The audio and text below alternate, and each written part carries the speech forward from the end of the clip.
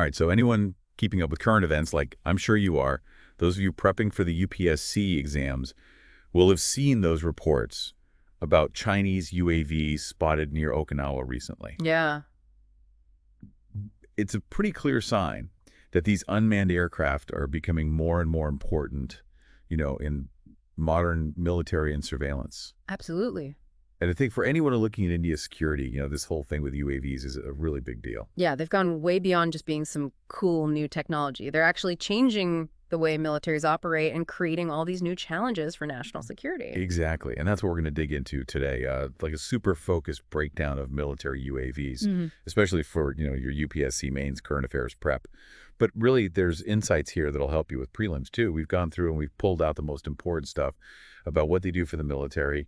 What are the pros and cons? How do they affect India specifically? And what can we do to up our game in this area? We're mainly using some analysis from the Hindu for this, so it's top-notch info. So let's just get right into it. Why are military drones such a huge deal these days? What makes them so different from the fighter jets we've always had? Yeah, okay, so one of the first things you notice is the price difference. I mean, it's huge. Right. You're looking at an MQ-9 Reaper, which will cost you something like $32 million, and then you have something like an F-35, super advanced fighter jet, which can easily cost over $80 million. Oh, yeah, that's a big difference. And it's not just about saving money. It completely changes the way you think about strategy. Yeah. I mean, for the price of one F-35, you could have 2, maybe even 3 Reapers out there. Wow. So that totally changes how a country uses its defense budget, for surveillance or attack missions. It does, and it's not just the initial price either. You have to think about the operating costs like fuel maintenance, logistics, all that's much cheaper with drones, so that means you can keep them in the air longer, and it's not as much of a burden on the military budget. But I think beyond the money aspect, the really big thing is the risk to human life goes way down. Yeah, that's such an important point. I mean, remember back in 2019 when Iran shot down that U.S. drone over the Strait of Hormuz? Oh, yeah. Tensions were crazy high. But the U.S. didn't react the way they might have if it had been a jet with a pilot. I think that shows how drones can be used in really dangerous situations without putting pilots at risk, and that probably changes the whole calculation about whether to escalate things or not. Yeah, and it's interesting how that lower risk to human life can kind of subtly change how strategic decisions are made. It might make some countries more likely to use force because they don't see that immediate cost in lives. But it also lets you do something really valuable, persistent surveillance. Right, exactly, because drones can just hang out over an area for hours and hours and hours, giving you this constant stream of intelligence. Right, it's like having a never-ending eye in the sky. Yeah, and for commanders on the ground, that real-time awareness is a game changer. Oh, it is. And it's not just about watching anymore. AI is coming into play, and that's taking drone capabilities to a whole other level. Okay, how? Well, now you have AI-powered drones that can operate more on their own. They can process tons of data really fast, identify targets super quickly, and even engage those targets without needing as much human input. Oh, wow. And that kind of speed and efficiency can be really important in a conflict that's moving super fast. Okay, so this is where it gets really interesting when you look at how flexible drones are in terms of operations. I mean, our sources really emphasize just how versatile they're becoming. Right. We're talking about everything from these coordinated swarm attacks to super detailed recon missions, surveillance, and those incredibly accurate strikes that we hear about all the time. Yeah, and we've seen this in action. I mean, the Nagorno-Karabakh conflict is a great example. Azerbaijan used Turkish Bayraktar drones and those kamikaze drones really effectively, and it was a big part of why they won that conflict. It showed how these UAVs can seriously cripple an enemy's military. Yeah. It really did. And it also highlighted how effective they are in what they call asymmetric warfare, right? Where you're using them for counterinsurgency or counterterrorism, delivering pinpoint strikes against very specific targets while trying to keep the damage to a minimum. Right. We've seen the U.S. and Turkey using them this way in the Middle East and Africa to take out terrorist threats. Yeah, and we can't forget about the fact that they don't need as much logistical support. Unlike traditional aircraft that need air bases refueling capabilities, lots of crew members for piloting and maintenance, Right. drones are much easier to deploy and operate. I mean, look at how quickly Russia was able to use those Iranian Shahed 136 drones in Ukraine to mess with Ukrainian defenses. So, okay, on the surface, it all sounds pretty good. But like with any really powerful technology, there's a downside, isn't there? The fact that UAVs are being used more and more also raises some serious concerns. Oh, yeah, for sure. While the lower risk and cost might seem like good things at first, they also make conflict more likely to happen. Well, if countries think it's easier to take military action, they might be more willing to use force without thinking about it as carefully as they would if they were sending in troops. You know, the kind of careful thought and public scrutiny that usually comes with troop deployment. And I think the fact that the U.S. is using drones in the Ukraine conflict raises some questions about this. And it's not just countries that are using them. The fact that drones can give power to non-state actors is really worrying. Oh, yeah, that's a big one. We've seen things like the Houthis using drones to attack Saudi oil facilities, and even groups like ISIS using drones that you can just buy off the shelf to keep an eye on the battlefield. That really changes the balance of power, and it's a major concern for, traditional security forces. Yeah, it is. And it feeds into the whole problem of regional tensions escalating because the market for drones is growing so fast. Countries like China, Turkey, and Israel are becoming major exporters.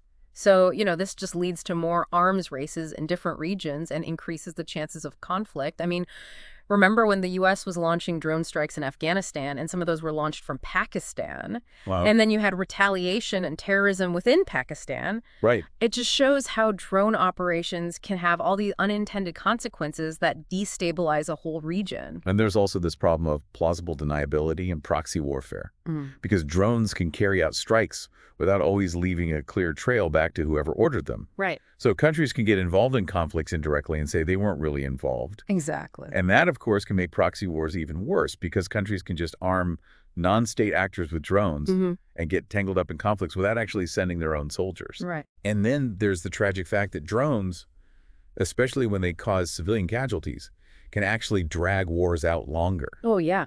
We've seen this with the U.S. drone operations in the Middle East where, sadly, civilian lives were lost.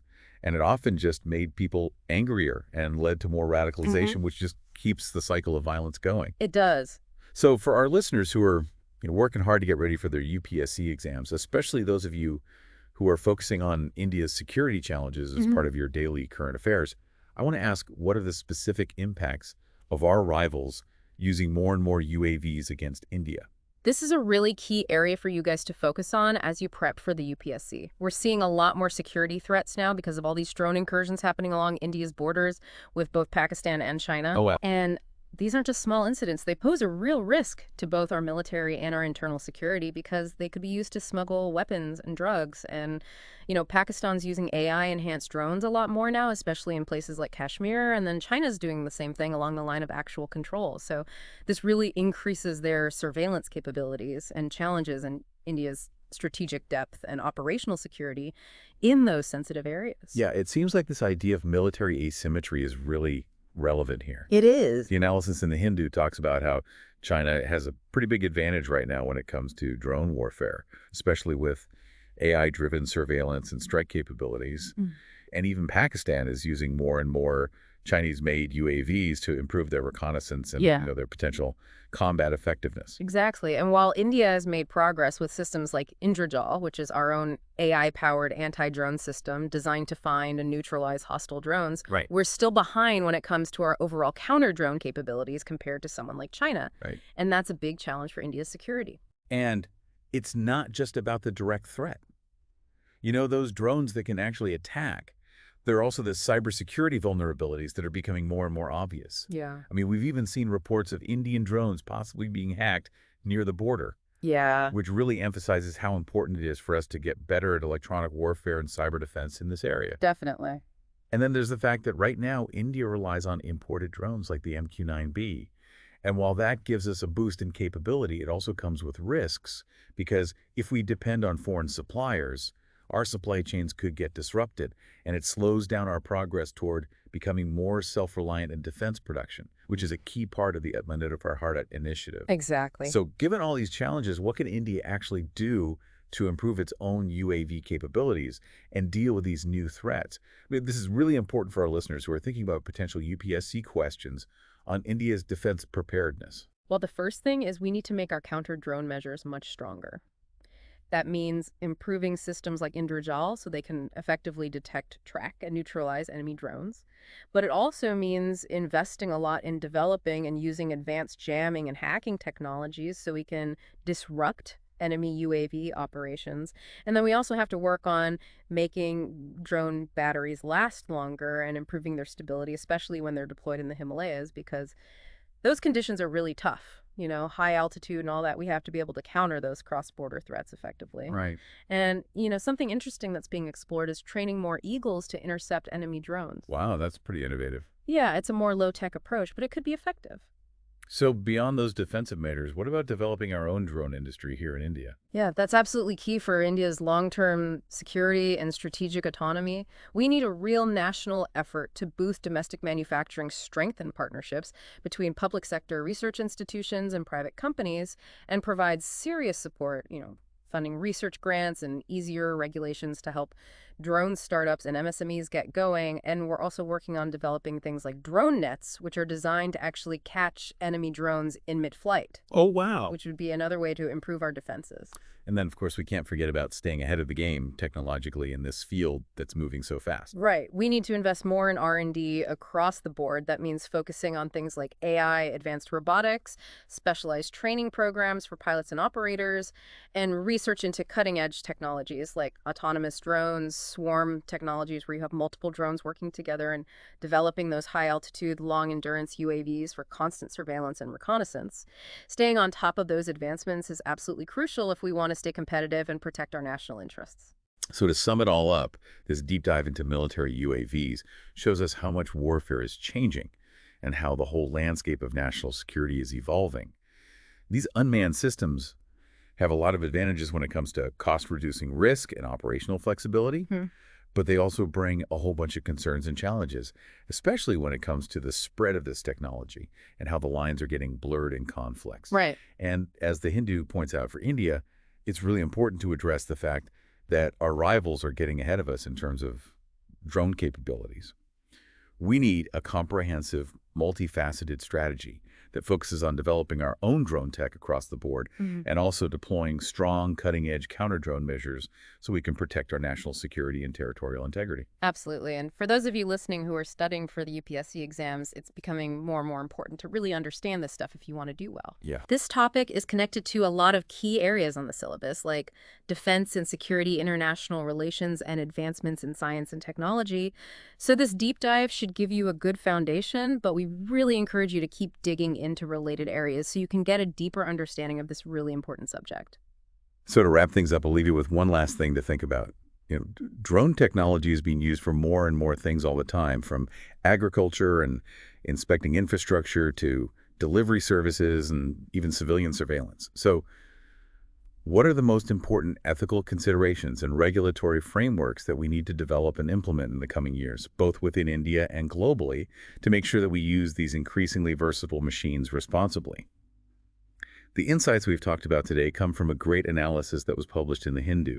If you found this discussion helpful for your UPSC prep, please subscribe to our channel and leave a comment with any questions you have or specific topics you'd like us to explore in future deep dives. Yeah, we'd love to hear from you. Thanks for listening.